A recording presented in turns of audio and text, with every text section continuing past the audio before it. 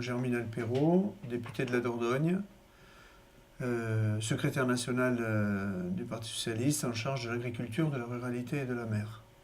Il n'y a pas un mois qui ne se passe sans qu'une étude montre une corrélation entre l'utilisation de pesticides et des problèmes de santé humaine. Nous sommes nombreux à avoir été alertés et assaillis par des messages qui proviennent du lobby, non pas des utilisateurs des PNPP, mais de ceux qui veulent faire le business et commercialiser les PNPP. Le rapporteur a été très précis, mais sur le ton, je ne voudrais pas qu'il laisse entendre, ce n'était pas son intention, qu'on est dans le grand banditisme au niveau des PNPP. Je pense que s'il y a eu des abus et des stratégies délétères en matière financière ou sanitaire, elles ne viennent pas de ce milieu-là. Et il y a des militants de bonne foi qui veulent vulgariser des pratiques naturelles. On sent bien que le lobby de la chimie et des produits phytosanitaires dans ce pays pèse énormément et on voit bien qu'on ne veut pas déplaire à ce lobby. On n'a pas d'autre.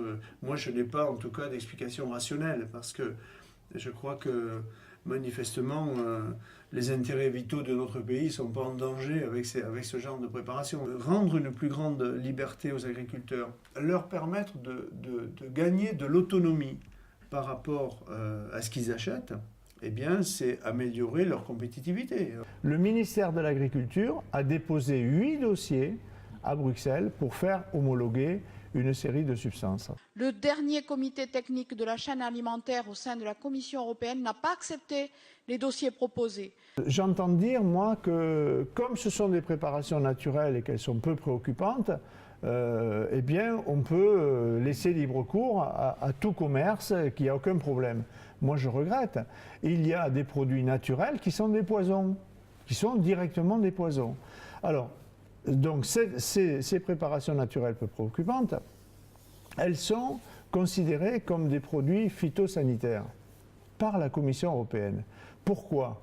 Parce que, comme d'autres produits qui sont fabriqués d'une façon qui n'est pas naturelle, eh bien ce sont des produits qui sont là pour soigner des plantes.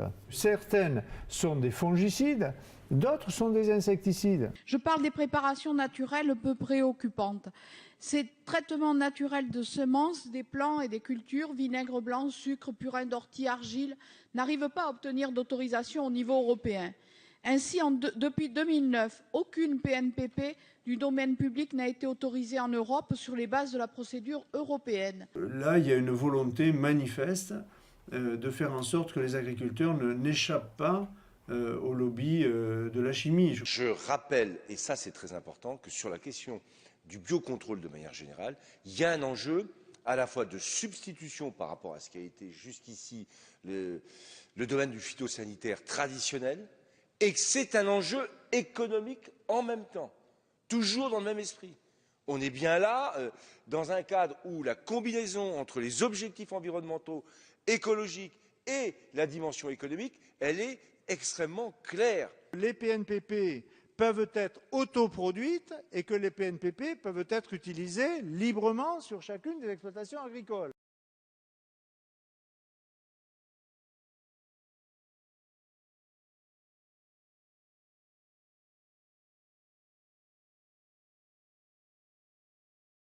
Aujourd'hui, on doit apporter des réponses. Il ne faut pas que ça dure des années et des années encore.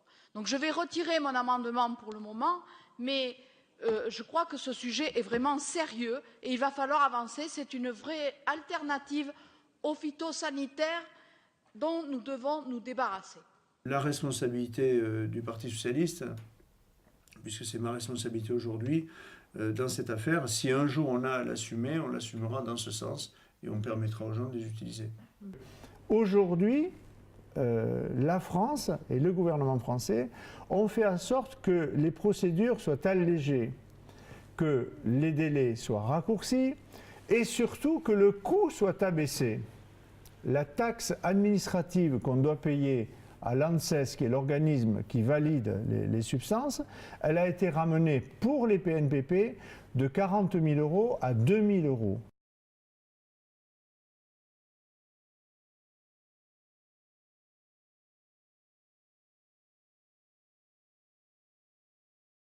à partir du moment où un produit est mis à la vente dans une coopérative agricole, dans une jardinerie, il faut que ce produit ait été homologué.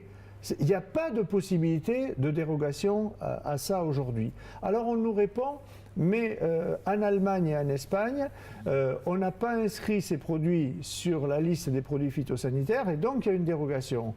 Moi je veux dire de la façon la plus nette que c'est exact, c'est le cas aujourd'hui, mais il faut dire tout de suite après que la Commission européenne demande à l'Allemagne et à l'Espagne de se conformer à la réglementation européenne.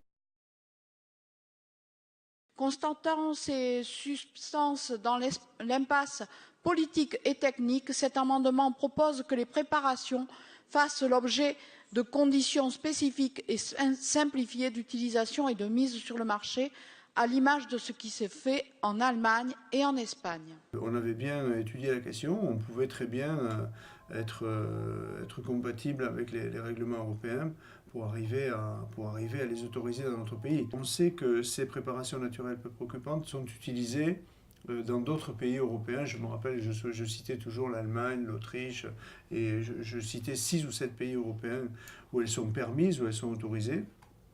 Et les explications du ministre et du gouvernement n'étaient jamais des explications convaincantes. Dans le cas des semences, comme dans le cas des préparations naturelles peu préoccupantes, je crois que là, ce qui manque, c'est la volonté politique.